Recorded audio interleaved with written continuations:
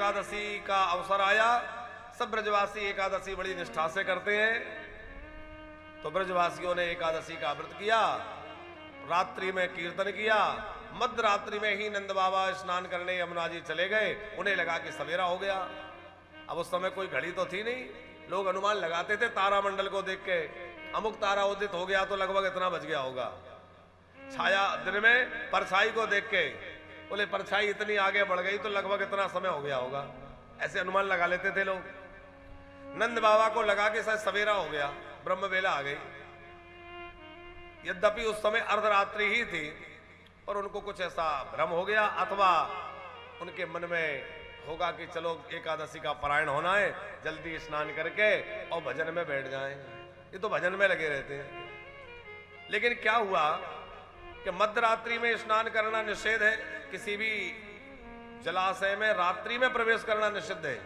वरुण के सेवक पकड़ ले गए वरुण लोक में, वहां बंदी बना करके पटक दिया। बाबा नहीं मिले तो सब जगह ढूंढने लग गए लोग, भाई बाबा कहां गए, बाबा कहां गए। नदी के तट पे नंद बाबा के कपड़े तो रखे पर बाबा नहीं है। लोग समझ गए कि भाई यहाँ कपड़े रखे, इसका मतलब यहीं गए होंगे, पर लौटे नहीं। अब सब रोने लग गए। श्री कृष्ण बोले मैं जाता हूं।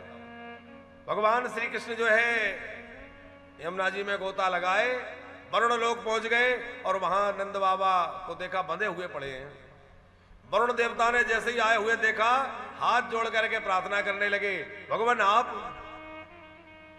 वरुण देवता ने उठ करके स्वागत किया, हाथ जोड़कर प्रार्थना की, अपनी आसन पर बिठाया, उनके चरण धोए, उनको आरती उतारी, खूब पूजा होने लग गई और प्रार्थना करने लग गए।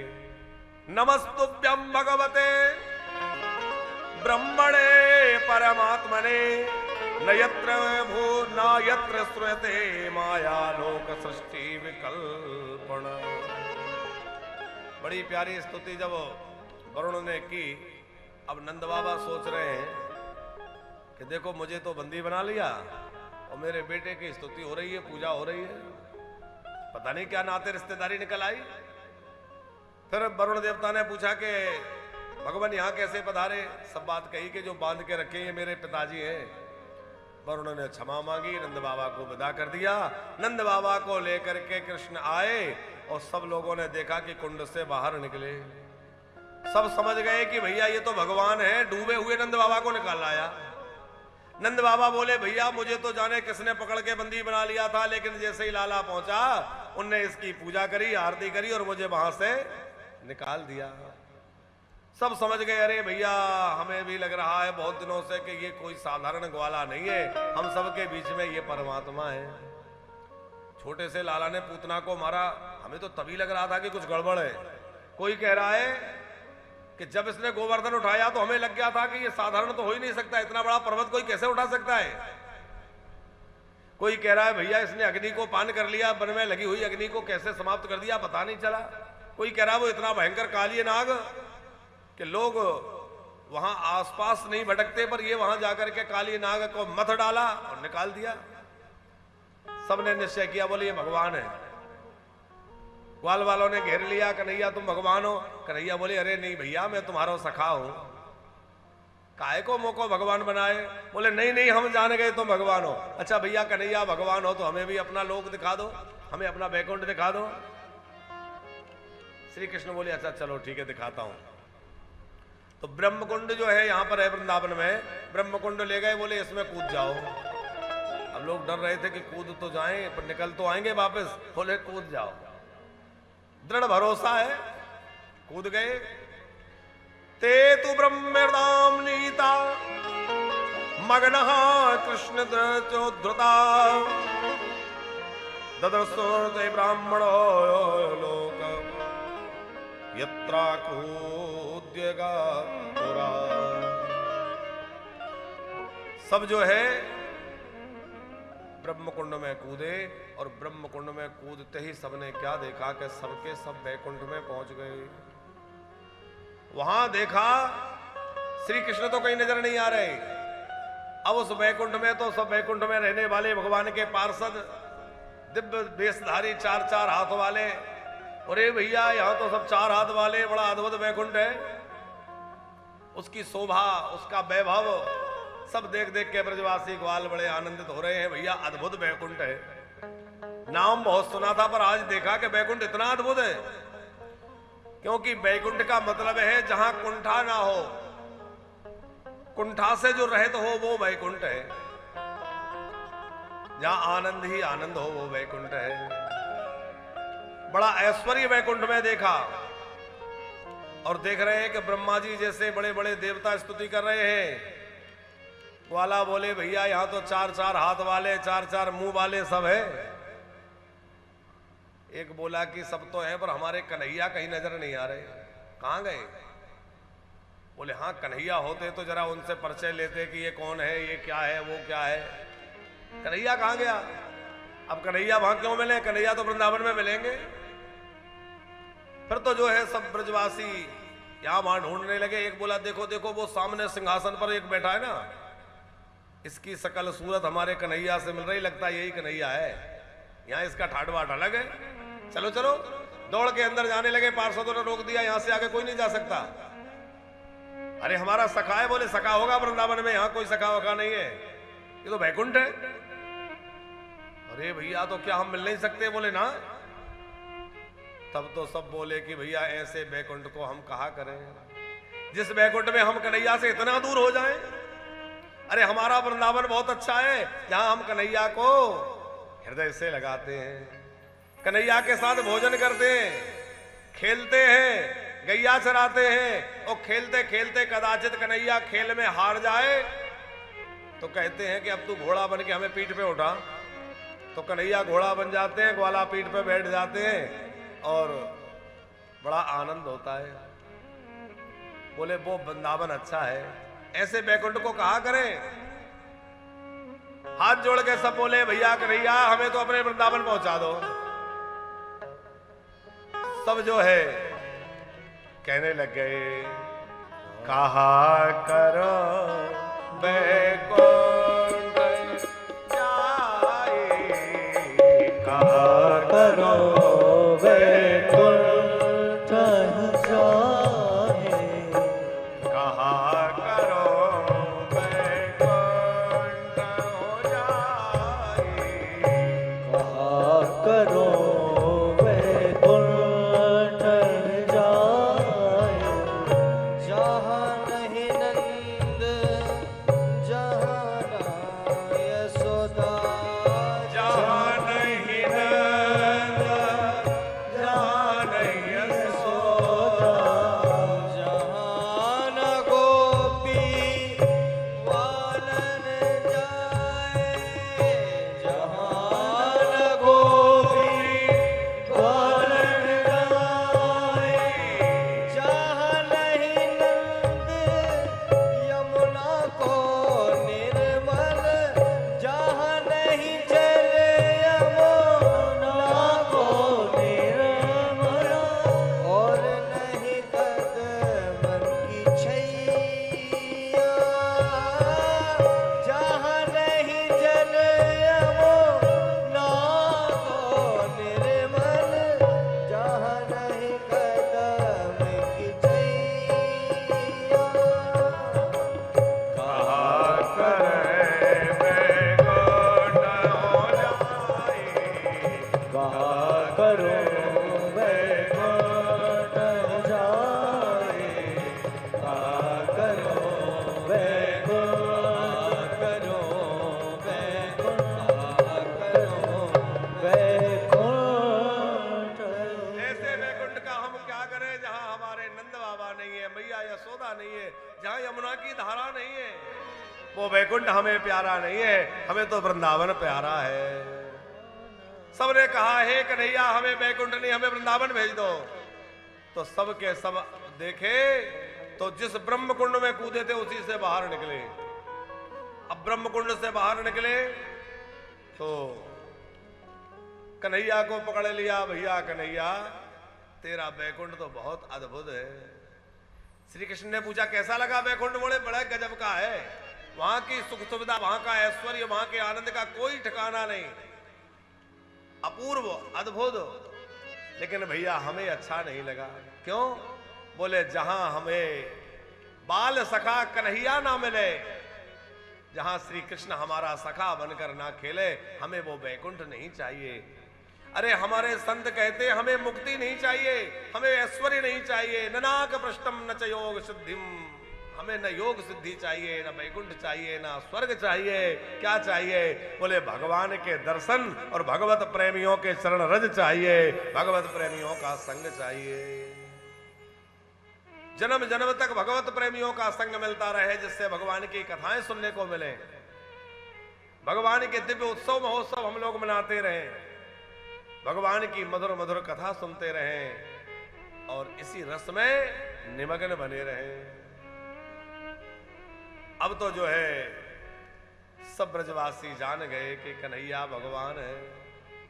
श्री कृष्ण को लगा कि यदि ये मुझे भगवान मानेंगे तो लीला का आनंद नहीं मिलेगा, ये मुझसे दूर दूर रहेंगे, डरे हुए रहेंगे।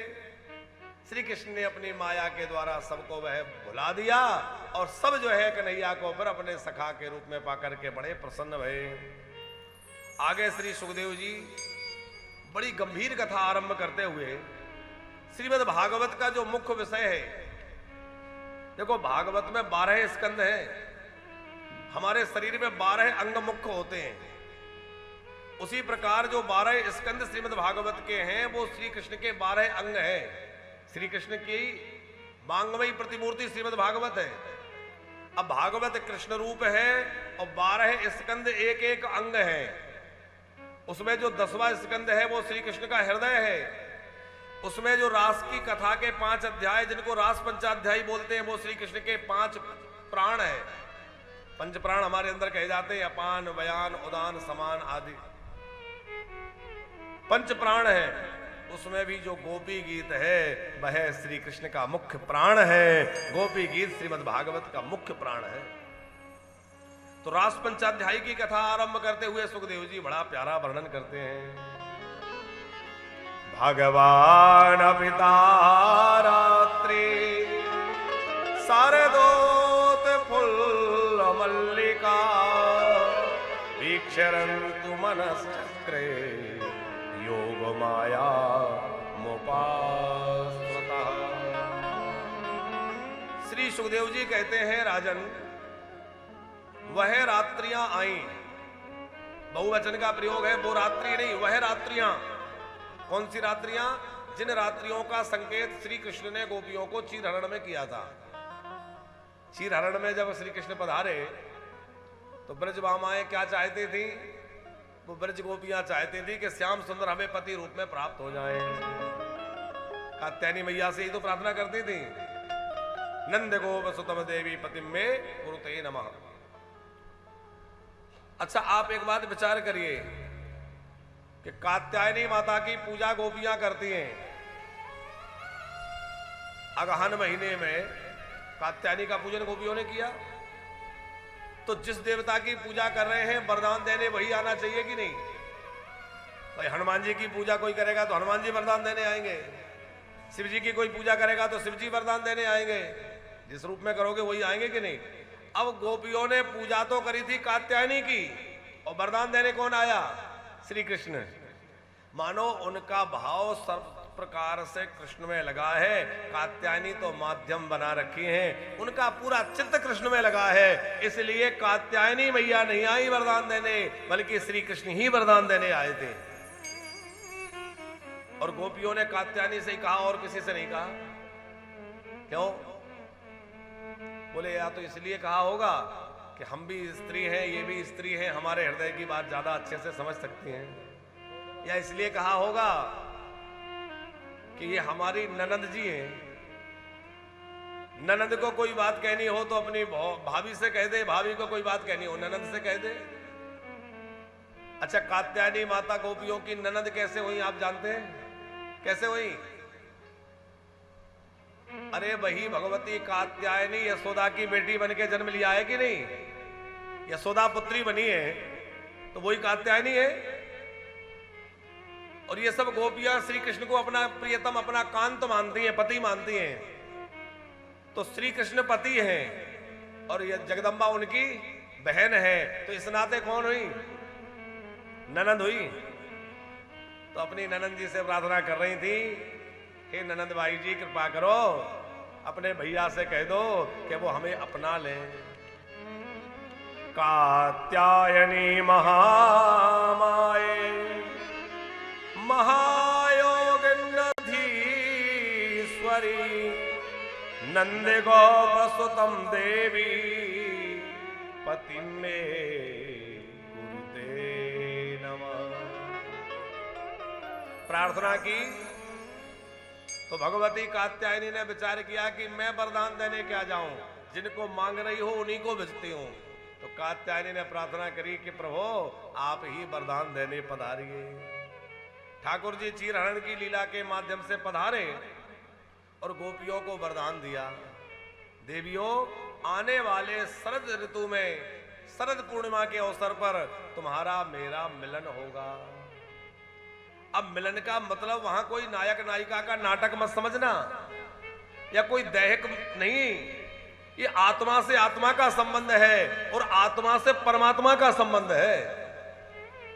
क्योंकि गोपी शरीर केवल स्त्री का नहीं, यहां शरीर से कोई लेना देना ही नहीं है, क्योंकि भगवान शंकर भी गोपी बन के जाते हैं। तो क्या वो स्त्री हैं? नारद जी गोपी बन के जाते हैं, नरसिंह मेहता जी गोपी बन के जाते हैं, बड़े बड़े संत आज भी वृंदावन में रहने वाले अपने आप को भगवान की सखी मानते हैं। क्योंकि भक्ति के 5 रस जो है उनमें सर्वश्रेष्ठ रस है माधुर्य रस। अब माधुर्य रस से भजने वाले जितने भक्त हैं वो भगवान को अपना पति मानते हैं। अब वो स्त्री शरीर में हो या पुरुष शरीर में, शरीर से कोई लेना देना नहीं है, क्योंकि ये तो आत्मा का संबंध है। और आत्मा तो न स्त्री है न पुरुष है न नपुंसक है। स्त्री पुरुष नपुंसक नहीं है आत्मा, इन सबसे परे है। ये सब धर्म शरीर के हैं। तो जो ब्रज गोपियां हैं वो केवल कोई स्त्रियां हैं, कोई कन्याएं हैं, कोई लड़कियां हैं, ऐसा मत समझना। बड़े बड़े ऋषि मुनि अमलात्मा विमलात्मा जन्मों जन्मों तक तपस्या करने के बाद, साधन के बाद अब सिद्धि का समय आया है। बहुत साधन किए, अब फल प्राप्त करने का समय आया है। और फल क्या है? बोले फल प्राप्त होने का मतलब कृष्ण को प्राप्त कर लेना, कृष्ण प्राप्ति का अवसर आया है। कृष्ण प्राप्ति तो फल है, अब फल मिलने जा रहा है, अब प्रभु मिलने जा रहे हैं। जीव का लक्ष्य ही उनको पाना है, चाहे जैसे हो, बस उनकी प्राप्ति हो जाए। वह रात्रियां आई, माने एक ही रात्रि में अनेक रात्रियां भगवान का दर्शन करने आ गई। शरद पूर्णिमा का अवसर है। पूर्व दिशा में 16 कलाओं से संपन्न चंद्रमा अपनी शीतलता बिखेर रहे हैं। उनकी श्वेत शीतल किरणों से ऐसा लग रहा है मानो उन्होंने पूरे बृहस्पति पर सब में एक चादर बिछा दी हो। चारों ओर बड़े सुंदर वृक्ष, उनमें पुष्प लदे हुए हैं, फल लदे हुए हैं। उनके पुष्पों पर जो है भ्रमर मंडरा रहे हैं, मोर नाच रहे हैं, चकवा चकवी पपीहे सुंदर वाणी में बोल रहे हैं, मधुर गुंजन भ्रमर का हो रहा है।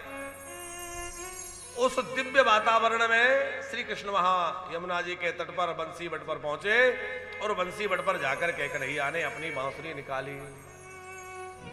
चारों ओर देखा, अभीक्षरन्तु मनश्चक्रे, जो अमना परमात्मा है, भगवान को मन नहीं है, पर उन्होंने आज अपने भक्तों को आनंद लुटाने के लिए मन धारण कर लिया और मन धारण करके योग माया का आश्रय लिया। योग माया का मतलब महापुरुषों ने श्री जी से किया है। योग माने होता है जुड़ना। ठाकुर जी से जो जोड़ दे वो योग कराने वाली माया कौन है? बोले हमारी किशोरी श्री राधा रानी है, जो हमें भगवान से जोड़ती है। उन श्री जी का स्मरण किया। आइए, क्योंकि किसी धनी को खजाना लौटाना हो तो तिजोरी की चाबी चाहिए। और तिजोरी की चाबी कौन है? तिजोरी की चाबी तो हमारी श्यामा जी ऊपर है, क्योंकि मालकिन तो वो है। श्याम सुंदर जो प्रेम धन लौटाने वाले हैं, उसकी स्वामिनी श्री हमारी राधा रानी है। ठाकुर जी ने उनका स्मरण किया और मधुर बंसी में तान छेड़ी। अपनी रसवई बांसुरी को जब अपने अधरों से लगाया, नेत्र बंद करके अपनी छोटी छोटी अंगुलियां चित्रों पर चलाने लग गए। अद्भुत बंसी का निनाद प्रारंभ हुआ और वंशी का वह शब्द चारों ओर गूंजने लग गया। गोपियों के कानों में पड़ा, गोपियों को लगा हमें बुला रहा है। तो गोपियों का चित्त तो हमेशा श्री कृष्ण के पास ही रहता है। अब उनका जो भय था, उनके अंदर थोड़ा भय कि कोई लोग क्या कहेंगे, हम स्त्री शरीर में कुछ संकोच था, घर परिवार की मर्यादा थी, वो बांसुरी के श्रवण से नष्ट हो गई। बाबूजी, चीर हरण में तो बाहरी वस्त्रों का हरण हुआ था, या एक और वस्त्र का हरण हो गया। स्वामी अखंडानंद सरस्वती जी कहते हैं गोपी का मतलब है जो अपनी चीजों को छुपाए, गोपनशीला। क्या छुपाती है? बोले अपने प्रेम को छुपाती है गोपियां। प्रेम प्रदर्शन की वस्तु नहीं है, प्रेम छुपा के रखने की वस्तु है। यदि आपके अंदर भगवत प्रेम है तो ज्यादा मत कहिए कि हम इतना भजन करते हैं, इतनी माला करते हैं, इतना राज्य जाते हैं, इतना ये करते हैं, सबसे मत कहिए। ये छुपा के रखने की चीजें हैं, क्योंकि संपत्ति आपके घर में जो पैसा है, धन है, सोना चांदी है, आप सबको दिखाते हैं कि छुपाते हैं? छुपा के रखते हैं। उसी तरह भैया अपना ये जो धन है, प्रेम भी धन है, तो उस प्रेम रूपी धन को, भक्ति रूपी धन को छुपा के रखें।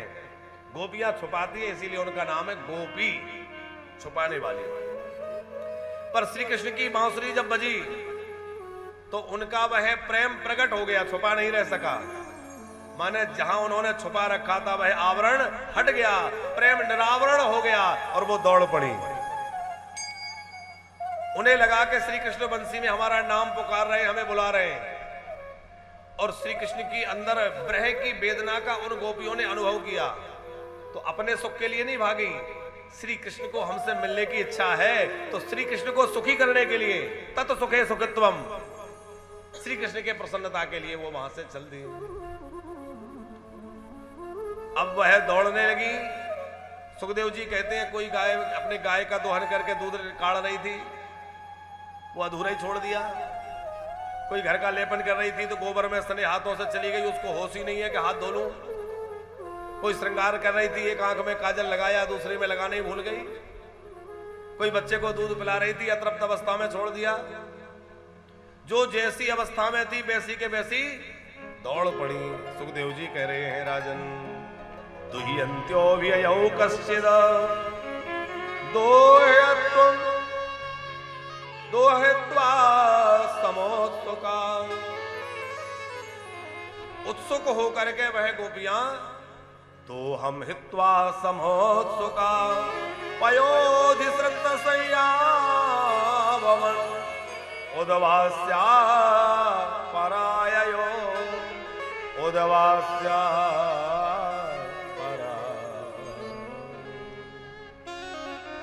दुह्यन्त्यो व्ययो काश्चिद दोहम हित्वा समुत्सुका पयोधिसृत संयावमन उदवास्या पराययो। जो जिस काम में लगी थी उसको वहीं छोड़ दिया। क्यों? बोले अब उनका चित्त उनके बस में नहीं रहा, अथवा अब उनको शरीर का होश ही नहीं है। जब शरीर की सुध ही नहीं है तो शरीर से होने वाली क्रियाओं को कौन ध्यान रखे। अब तो आत्मा का मिलन परमात्मा से होने वाला है, तो शरीर का क्या संबंध है, शरीर से क्या क्रिया हो रही थी, शरीर का क्या धर्म है, वो सब भूल गई। जैसी थी वैसी दौड़ पड़ी।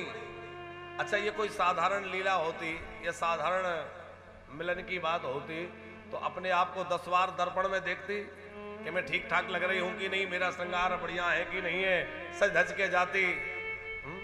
पर गोपियों ने ऐसा बिल्कुल नहीं किया। उल्टे दौड़ते दौड़ते उनकी चुनरी कहां झाड़ियों में, करील के बनों में उलझ के फट भी गई तो उनको होश नहीं है। पैरों में कांटा लग रहा है कि कंकड़ लग रहा है, इसका भी उनको स्मरण नहीं है। उनकी चुनरी फट भी गई है तो उनको उसका स्मरण नहीं है। एक दूसरे से भी नहीं कह पाई कि तुम भी चलो, क्यों? बोले जब शरीर की सुध नहीं है तो किसी और की सुध किसको रहे? किसी किसी गोपी के परिवारजनों ने उसको जबरदस्ती बंद कर दिया कमरे में। कहां भागी जा रही हो, ये क्या है, चलो अंदर। अंदर बंद करके दरवाजा लगा दिया।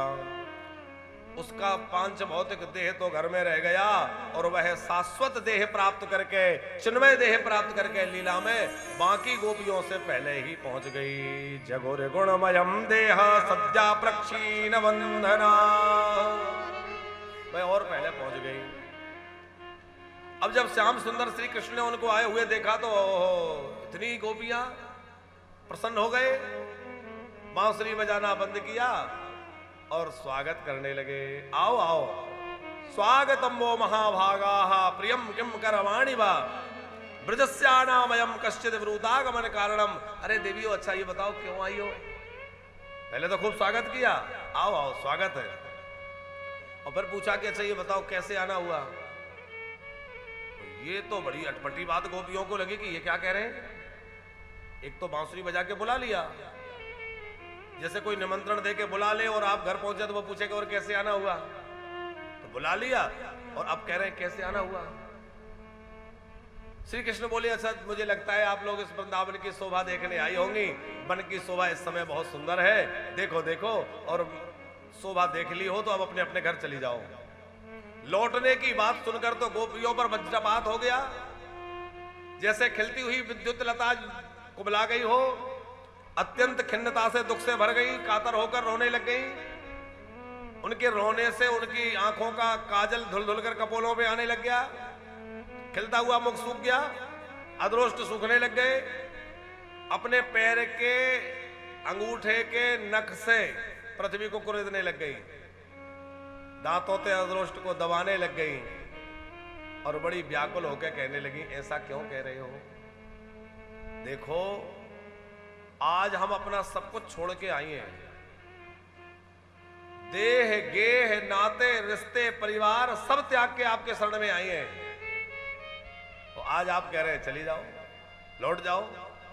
क्या आप जैसे दीन बंधो शरणागत वत्सल के लिए ऐसा कहना उचित है? ऐसा मत कहिए, निष्ठुर मत बनिए। श्री कृष्ण ने समझाया अरे देवियों, तुम सब जो है अच्छे कुल खानदान से हो, तुम्हारे परिवार के लोग तुम्हें ढूंढ रहे होंगे, माता पिता पति पुत्र। मातरः पितरा पुत्रा भ्रातरः पतयश्च वा विचिन्वन्ति ह्यपश्यन्तो मातृणं बन्धु साध्वसन्। तुम्हारे परिवार के लोग ढूंढ रहे होंगे, जाओ।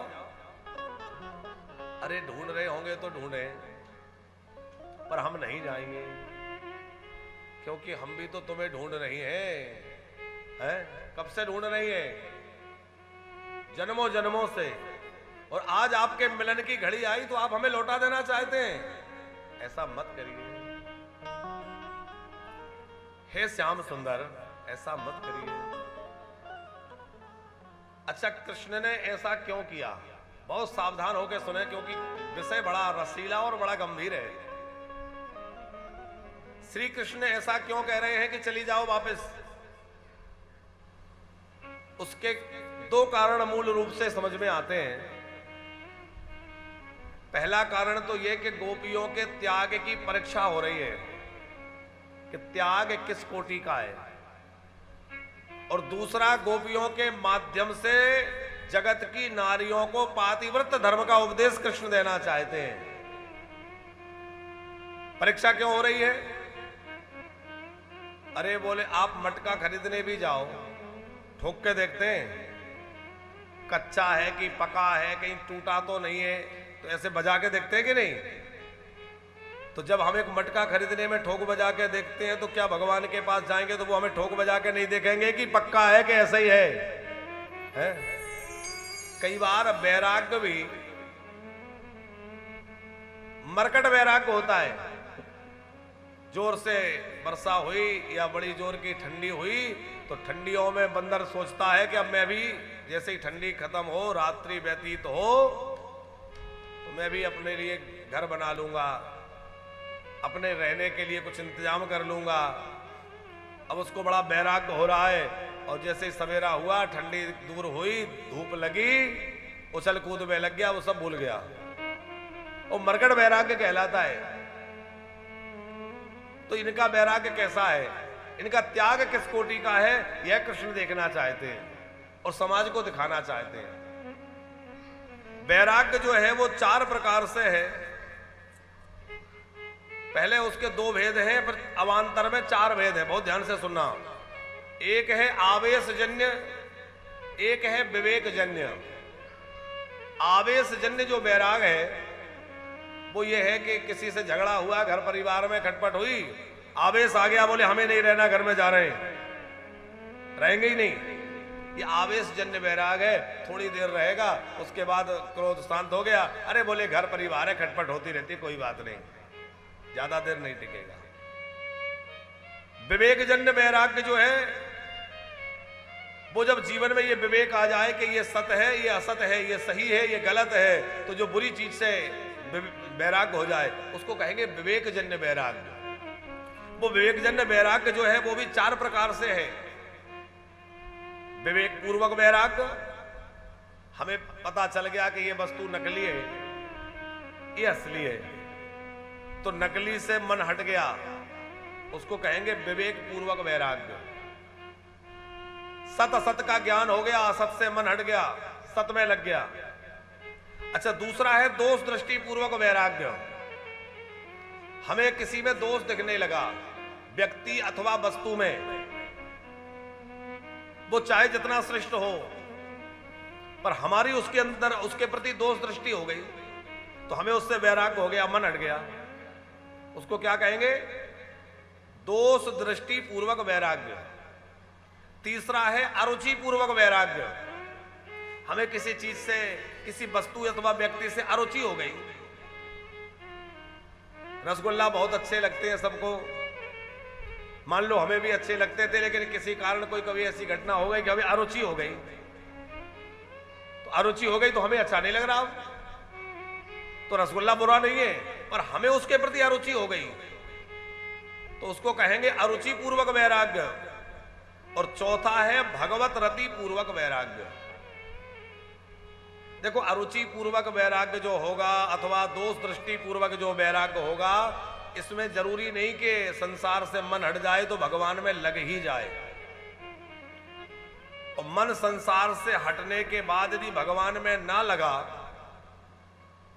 तो वैराग्य का और त्याग का क्या लाभ है? ऐसे आपको बहुत लोग मिल जाएंगे जिनको संसार तो अच्छा नहीं लगता, लेकिन भगवान भी अच्छे नहीं लगते। भोग तो अच्छे नहीं लगते, पर भगवान भी अच्छे नहीं लगते। और जिनको भगवान भी अच्छे नहीं लगते, पर उनका वैराग्य, उनका त्याग किस काम का? तो चौथा वैराग्य है भगवत रति पूर्वक वैराग्य। भगवान में हमें प्रेम हो गया, और भगवान में प्रेम हो गया तो संसार हमें बेकार लगने लगा, संसार असार लगने लगा, उससे हमें वैराग्य हो गया, मन हट गया, उसको कहेंगे भगवत रति पूर्वक वैराग्य। फिर तो केवल और केवल नंद नंदन अच्छे लगते हैं, अब और कुछ भी अच्छा नहीं लगता है।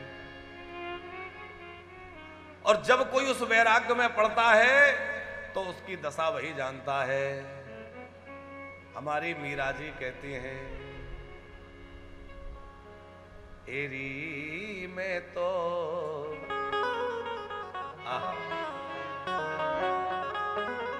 मेरो दर्द न जाने को, तेरी में तो प्रेम दीवानी मेरो दर्द न जाने को। तेरी में तो प्रेम दीवानी मेरो दर्द न जाने को। मैं तो प्रेम दीवानी हो गई हूं, मेरा दर्द वो कोई जान नहीं सकता। क्या दर्द है? बोले कब मिलेंगे कन्हैया, कब मिले मुझे मेरे सावरिया।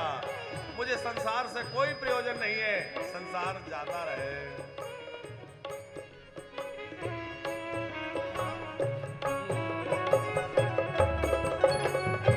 दर्द न जाने, दर्द न जाने, दर्द न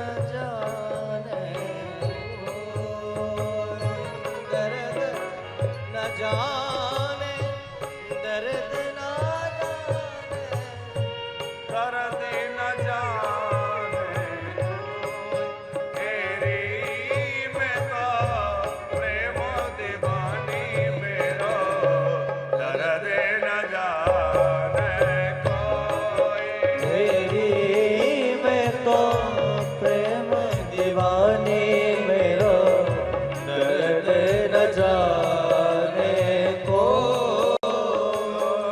दर्द की मारी बन बन भटको दर्द की मारी बन बन भटको बैठे मिलो नहीं को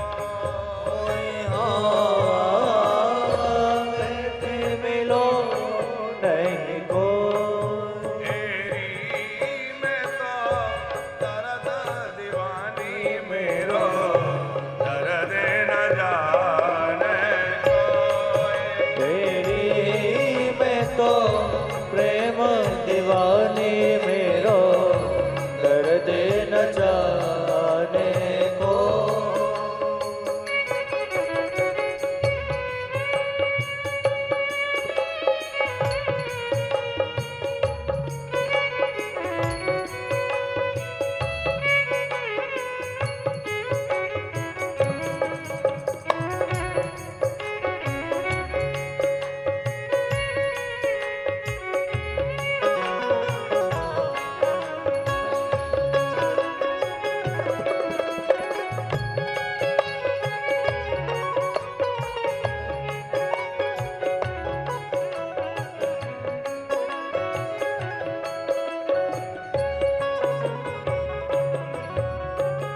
घायल की गति घायल जाने घायल की गति घायल जाने जो कोई घायल हो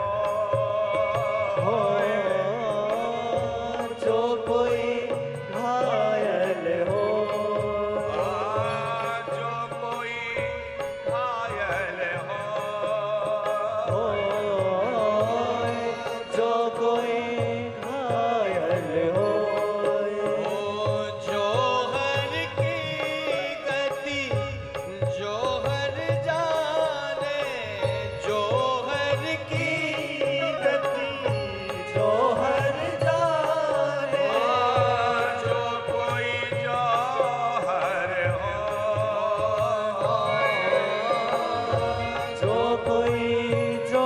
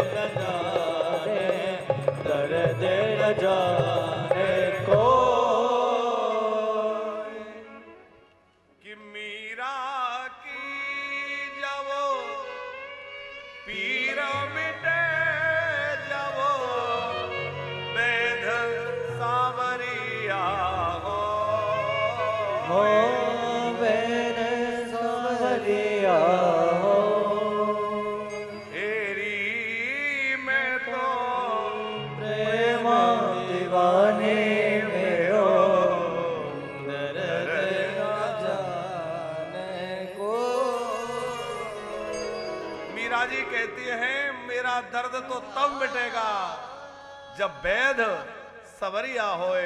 मुझे ये राजघराने ये वैभव इनसे कोई सुख नहीं है। मेरा तो सुख मेरे कृष्ण है, मेरे गिरधर गोपाल है, मुझे उनसे मतलब है। ये महल, ये अटारी, ये वैभव, ये मुझे अच्छा नहीं लगता। तो जब किसी को भगवत रति पूर्वक वैराग्य होता है, उसे संसार अच्छा नहीं लगता, उसको भोग अच्छे नहीं लगते, उसको ऐश्वर्य अच्छा नहीं लगता, वह तो बस उस प्रेम में डूबा रहता है। भक्ति में सुख भी बहुत है और भक्ति में रोना भी बहुत है। भक्ति रुलाती भी बहुत है और आनंद भी बहुत देती है, लेकिन भक्ति का रोना वो आनंद देने वाला रोना है। भक्त आपको बाहर से रोता हुआ दिखेगा, पर उस रोदन का सुख, उस रोदन का आनंद भी अलौकिक है साहब।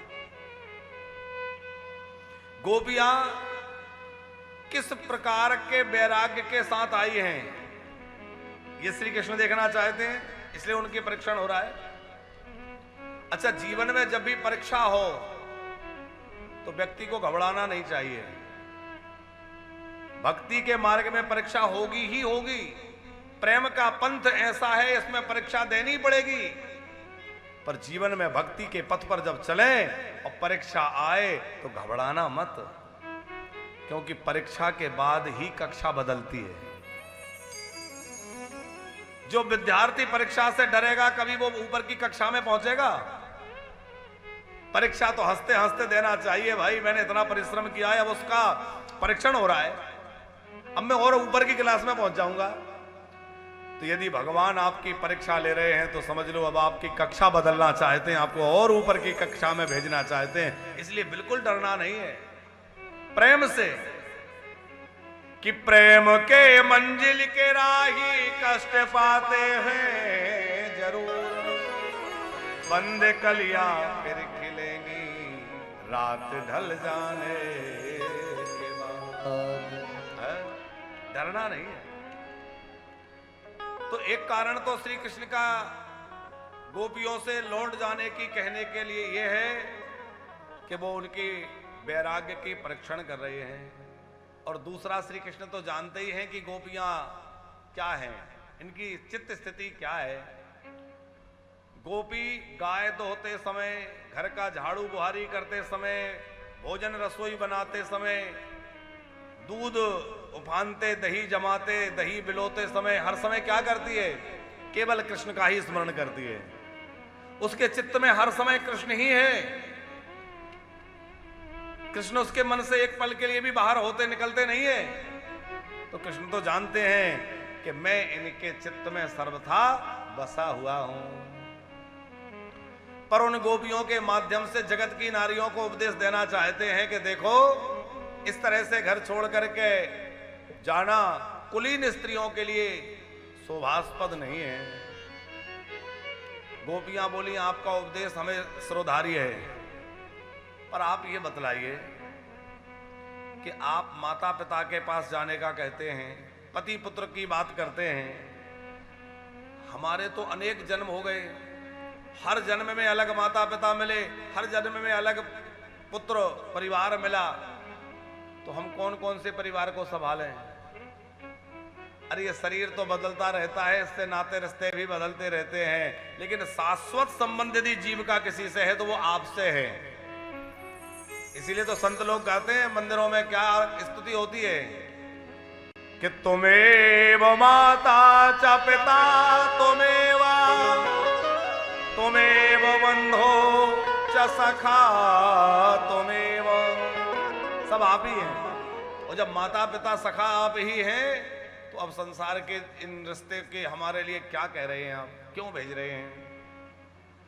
लक्ष्मण जी ने राम जी से कह दिया, प्रभु मैं माताजी पिताजी गुरुजी किसी को नहीं जानता, मैं तो सिर्फ आपको जानता हूं कि गुरु पे तो मां तो न जानो कहा हो स्वभाव ना तो पते, कहा ही स्वभाव। मैं किसी को नहीं जानता, मैं तो आपको जानता हूं। ये समर्पण है। गोपियां कहती हम तो आपको जानती हैं। तो श्री कृष्ण ने पातिव्रत्य धर्म की महिमा बतलाई। देखो, एक स्त्री का धर्म है कि भले ही वो यज्ञ न कर पाए, ध्यान योग न कर पाए, जप तीर्थ भी न कर पाए, पर यदि उसने निष्ठा पूर्वक पति चरणों की उपासना कर ली, पति सेवा कर ली, तो वह निश्चित ही परम गति प्राप्त कर लेगी, क्योंकि नारी के लिए पति ही परमेश्वर रूप है। अब दुर्भाग्य से किसी नारी का पति कदाचित वृद्ध हो गया, वो अभी वृद्ध नहीं हुई और उसका पति संयोग से ऐसा मिला कि अधिक आयु का है, भाग्यहीन है या मूर्ख है, जड़ बुद्धि का है, धनहीन है, ऐसे रोगी आदि पति का भी परित्याग स्त्री को नहीं करना चाहिए।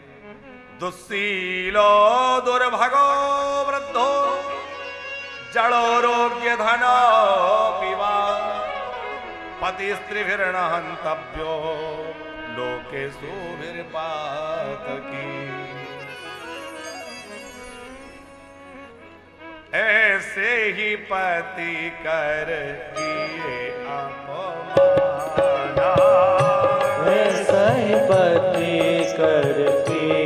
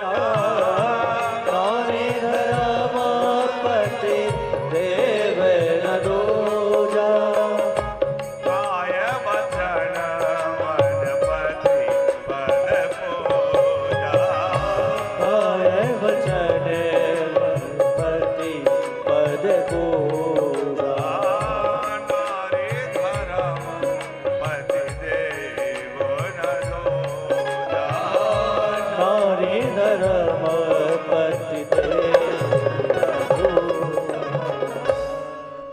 श्री कृष्ण ने पातिव्रत धर्म का उपदेश गोपियों को दिया ताकि जगत की नारियां उस आदर्श को समझ करके अपने उस व्रत का अनुसरण पालन कर सकें। क्योंकि स्त्रियों का शील, सतत्व, सदाचार सुरक्षित नहीं रहेगा तो जो समाज है वह भी कैसे श्रेष्ठ हो सकता है। समाज की श्रेष्ठता नहीं रह सकेगी। उत्तम संतान को जन्म देने के लिए सदाचार का पति पत्नी में होना अत्यंत अनिवार्य है। सदाचार नहीं है, शील का, कुल का विचार नहीं है, आप विचार करिए उत्तम संतान घर में होगी। अब स्त्रियों के लिए ही बार बार कहा जाता है, ऐसा कई लोग शिकायत करते हैं, सारे नियम इन्हीं के लिए हैं, हमारे लिए हैं। ऐसा नहीं है, पुरुषों के लिए भी पूरे नियम हैं, वह भी स्वेच्छाचारी हों ऐसा नहीं कहा गया। स्वेच्छाचारी के लिए तो कहीं कोई गति नहीं है, उनके लिए भी पूरे नियम लागू होते हैं। पर माताओं से विशेष आग्रह बार बार इसलिए शास्त्रों ने किया है कि माताओं का शील, सदाचार सुरक्षित रहना इसलिए आवश्यक है क्योंकि वह कुल की मर्यादा है, उनके द्वारा ही वंश वृद्धि होना है। और परिवार में कैसे संस्कार स्थापित होंगे ये स्त्रियों पर निर्भर करता है। जिस घर परिवार की स्त्रियों का सदाचार नष्ट हो जाए, वहां संतान से सदाचार की कल्पना की जा सकती है?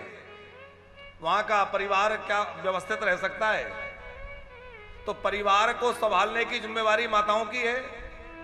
माताओं की पवित्रता अक्षुण्ण रहेगी तो उनके द्वारा तेजस्वी संतान जन्म लेगी, और तेजस्वी संतान जन्म लेगी तभी तो एक अच्छे राष्ट्र का निर्माण होगा, तभी तो एक अच्छे समाज का निर्माण होगा। यदि माताओं में ये दोष आ जाए तो फिर कैसे अच्छे समाज का सृजन हो सकेगा? इसलिए हमारे भारतवर्ष में चरित्र निर्माण की ज्यादा चर्चा होती है, और हमारा भारत राष्ट्र चरित्रवानों का राष्ट्र है, ये सतियों का राष्ट्र है साहब, ये यतियों का राष्ट्र है। यति और सती इन दो के बल पर ही तो सब टिका हुआ है। आज जो स्वेच्छाचारिता बढ़ रही है और स्वतंत्रता के नाम पर हमारे बच्चे स्वेच्छाचारी हो रहे हैं, ये बहुत विचार का विषय है, ये बहुत गंभीर मुद्दा है। हम क्या पहने, हम क्या खाएं, हम कहां घूमें, इसका निर्णय कोई क्यों करेगा, हम खुद करेंगे। ऐसा कहने वाले बच्चे, नादान बच्चे बाद में बड़ी मुसीबतों में फंस जाते हैं, और उसके कारण कितना समाज में जो है गंदगी फैल रही है, आप लोग देख समझ रहे हैं। देखो, नदी जब दो किनारों के बीच में रहती है तो उसकी शोभा रहती है, और जब दो किनारों का उल्लंघन करती है तो वो विध्वंसक हो जाती है, विनाशक हो जाती है। वो दो किनारे मर्यादा है। उसी तरह हमारा जीवन भी मर्यादा में बंधा रहे, हमारा जीवन भी अनुशासन में बंधा रहे, तभी उसकी शोभा होती है। अनुशासनहीनता में शोभा नहीं है। अब स्वतंत्रता की बात पर एक बात आपसे कहें, आज हर किसी को स्वतंत्रता चाहिए, पर स्वतंत्रता के नाम पर स्वच्छंद हो रहे हैं। जंगल में तमाम तरह के पशु पक्षी रहते हैं, पर जिन जिन ने बंधन स्वीकार किया वो उपयोगी हो गए, और जिन्होंने बंधन स्वीकार नहीं किया वो जंगली माने जाते हैं, उनको कोई नहीं पूछता। बात समझ में आ रही है? जिन पशुओं ने बंधन स्वीकार कर लिया, अब ये मत कहना कि हमारा उपमा पशुओं से दे रहे हैं, हाँ, नहीं तो लोग बात बड़ी जल्दी पकड़ते हैं। हम बस एक समझने के लिए बात कह रहे हैं कि बंधन का मतलब कोई बांधना नहीं है, अनुशासन। जिसने बंधन को स्वीकार किया वो श्रेष्ठ बना कि नहीं। पहले गुरुकुलों में पढ़ाई होती थी तो गुरुकुलों का बंधन होता था, अब गुरुकुल के बंधन में रहकर के जीवन कितना उत्कृष्ट और उन्नत होता था। क्या दशरथ जी अपने बच्चों को पढ़ने के लिए गुरुजी को यहां नहीं बुला सकते थे? हमने कल परसों कहा था आपसे, वशिष्ठ जी को कह देते आप राजमहल में आके 4 घंटे क्लास लगाना, यहीं पढ़ाना। वशिष्ठ जी आ जाते और कई विद्वान लोग आ जाते, पर नहीं, गुरु गृह गए पढ़न रघुराई। क्यों? कि वहां अनुशासन सीखने को मिलेगा। अनुशासन जीवन में बहुत आवश्यक है। किसी का हमारे ऊपर हाथ होना,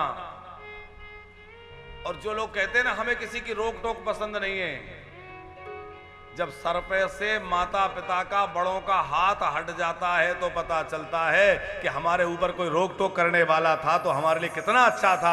आज हमारे ऊपर कोई नहीं है, तब जाकर सर पे पड़ती है तो पता चलता है हमारे ऊपर कोई था तो हम सुरक्षित थे। इसलिए बड़ों का अनुशासन, बड़ों की मर्यादा, धर्म की मर्यादा। देखो मनुष्य धर्म की मर्यादा में बंधा हुआ है।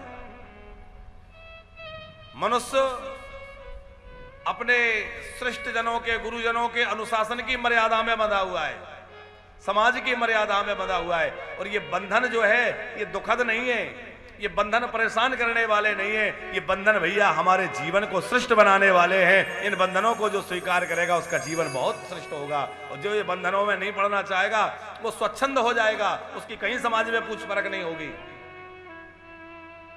इसलिए एक आदर्श समाज हमारा निर्मित हो, ये भी बड़ी जिम्मेवारी है। आज जिस प्रकार से युवा पीढ़ी में फैशन और व्यसन बढ़ रहा है, अब युवक ही नहीं युवतियां भी जो है व्यसन में पीछे नहीं है। पहले तो युवक ही फैशन में व्यसन में पड़े थे, अब तो युवतियां भी व्यसन में पीछे नहीं है। बड़े बड़े शहरों में जाकर देखो, ऊट पटांग पीना, खाना, क्लबों में जाना, ये हमारी सभ्यता को, हमारी संस्कृति को नष्ट तो कर ही रहा है, समाज को दूषित कर रहा है। इससे परिवार बिखर रहे हैं, क्योंकि जब वह बच्चे किसी परिवार में जाएंगे, वो बेटियां किसी परिवार में जाएंगी, वहां जल्दी एडजस्ट नहीं हो पाती, क्योंकि उनको तो स्वतंत्र रहने का शुरू से अभ्यास हो गया। वो बच्चे किसी का अनुशासन नहीं सुनना चाहते, फिर वो संयुक्त परिवार में नहीं रह पाते, किसी अच्छे परिवार में वो बढ़िया मिलजुल कर नहीं रह पाते, और परिणाम ये होता है कि आज समाज बिखर रहा है, परिवार बिखर रहे हैं, घर टूट रहे हैं, और बाद में पति पत्नी भी आपस में टूट रहे हैं। चलो ठीक है, माता पिता से नहीं बनती, अलग रह लो, पर कम से कम दोनों तो अच्छे से रह लो। तो वो दोनों भी कहां अच्छे रह रहे हैं? वो दोनों भी रात दिन महाभारत कर रहे हैं, वो भी झगड़ झगड़ के कोर्ट में जाके तलाक के केस लगे। तो भैया हम लोग अपने आप को कहां ले जा रहे हैं? इसलिए धर्म की मर्यादा, अपने गुरुजनों के, अपने घर के बड़ों का अनुशासन जीवन में बहुत आवश्यक है, और जीवन जो है फैशन और व्यसन से मुक्त हो। हमें एक आदर्श समाज की स्थापना करना है, तो भैया कैसे समाज से व्यसन दूर हो। आजकल तो जैसे कल हमने अंडे का कल या परसों कहा था कि लोग उसको शाकाहारी कहने लगे, ऐसे ही एक दिन हमसे कोई कह रहा था, महाराज जी आजकल तो वो शराब भी लोग पीते हैं, तो उसमें एक और कुछ आता है, बोले ये तो शराब नहीं है कुछ और है, ऐसा कह के लोग पीते पिलाते हैं। क्या पीते हैं? हाँ, अब आप सब जानते हैं, इसलिए हम नाम नहीं ले रहे हैं। तो बोले ये तो शराब नहीं है, ये अलग है, फलों का है। ये समाज को बिगाड़ने के नए नए तरीके हैं, क्योंकि नए नए बच्चे बेचारे वो समझ लेंगे नहीं ये तो फलों का रस है, जूस ही है। अच्छा एक और बात, आज हमारे यहां जो भोजन की सामग्रियां हैं उनके नाम ऐसे रखे जाने लगे, अब नाम व्यास गादी से लेने में भी बहुत अजीब लगता है, लेकिन एक आध चीज उदाहरण के लिए कह देते ताकि आप समझ जाएं कि हम क्या कहना चाहते हैं। बोले वेज बिरयानी। अरे भैया जब वो चावल है और बढ़िया सुंदर भोजन है, तो ऊट पटांग नामों के साथ उसको क्यों जोड़ रहे हैं? हरा भरा कबाब, राम राम राम। अरे जब अच्छा भोजन है तो उसका नाम आप जो है उनके साथ गंदी चीजों के साथ क्यों जोड़ रहे हैं? और गंदी चीजों से जब नाम जुड़ जाएगा तो इसका दुष्परिणाम क्या होगा पता है? हमारे जो छोटे छोटे बच्चे हैं, अब वो तो ये बात नहीं समझेंगे कि ये वेज है ये वेज नहीं है। उन्होंने तो बिरयानी खाई बोले बचपन से, अब वो वेज बिरयानी खाते थे, कभी वैसी भी खा लेंगे तो उनको, क्योंकि वो तो बिरयानी खाने के आदी हैं। बात समझ रहे हैं? क्योंकि उनके अंदर वो भेद नहीं रह गया, वो तो उसको बचपन से खा रहे हैं, उसके आदी हो गए। तो जो ऊट पटांग नाम हमारे भोजन में, हमारे व्यंजनों के रखे जा रहे हैं, ये भी एक बड़ा षड्यंत्र है हमारे समाज को दूषित करने का। समाज दूषित हो रहा है। अरे हम अपने खान पान के अच्छे नाम रखें, क्या नामों की कमी है? हमारे यहां व्यंजनों की कमी है? फिर हम ऐसे गंदे नामों के साथ हमारे व्यंजनों को क्यों जोड़ रहे हैं? तमाम ऐसे उदाहरण आपको मिल जाएंगे जो हम कहना चाह रहे हैं। भैया ऐसे ऊट पटांग काम ना हो, हम अपने व्यंजन, आजकल शादी ब्याह में किसी के यहां जाओ तो वहां स्टॉल लगे रहते हैं, उसमें यही सब इस तरह के नाम लिखे रहते हैं। हम तो कह रहे ऐसे भोजन से बहुत दूर रहते हैं कि भैया भगवान बचाए। पर आप लोग भी इस बात का बहिष्कार करें, अपने कैटर से कहें कभी कोई फंक्शन हो, भैया नाम लिखोगे तो हम जो बताएंगे हमारे अपने जो व्यंजन है उनके हमारे अपने पारंपरिक नाम लिखोगे, ये ऊट पटांग नाम नहीं लिखवाना हमें। हमारे बच्चे बिगड़ जाएंगे, समाज बिगड़ जाएगा। बहुत समाज के लिए आज, क्योंकि आज भारतवर्ष को विदेशियों से जितना खतरा नहीं है उतना खतरा आज अंदर से हो रहा है। हमारे भारतीय संस्कृति पर इस समय चारों ओर से तो प्रहार हो ही रहा है, पर हमारे अपने आंतरिक रूप से भी बड़ी क्षति हो रही है। बाह्य शक्तियां तो प्रहार कर ही रही हैं, आंतरिक रूप से भी आज समाज को बहुत दंश झेलने पड़ रहे हैं। इसलिए आज हमारा समाज, हमारी संस्कृति, हमारा सनातन धर्म सुरक्षित रहे, इसकी हर व्यक्ति की जिम्मेवारी है और हर व्यक्ति अपने अपने स्तर से इसके लिए प्रयास करे। अच्छे समाज का निर्माण हो तभी अच्छे राष्ट्र का निर्माण होगा, और जब अच्छा राष्ट्र होगा तभी हम लोग कुछ करके दिखा पाएंगे। श्री कृष्ण ने गोपियों को पातिव्रत्य की महिमा बतलाई। क्यों? बोले सदाचारणी स्त्रियां जब होंगी समाज में तभी जो है श्रेष्ठ संतान को जन्म देंगी, और जब श्रेष्ठ संतान होगी तभी समाज और देश श्रेष्ठ बन पाएगा। इसलिए स्त्रियों का सदाचार, स्त्रियों का शील सुरक्षित रहे, ये बहुत आवश्यक है।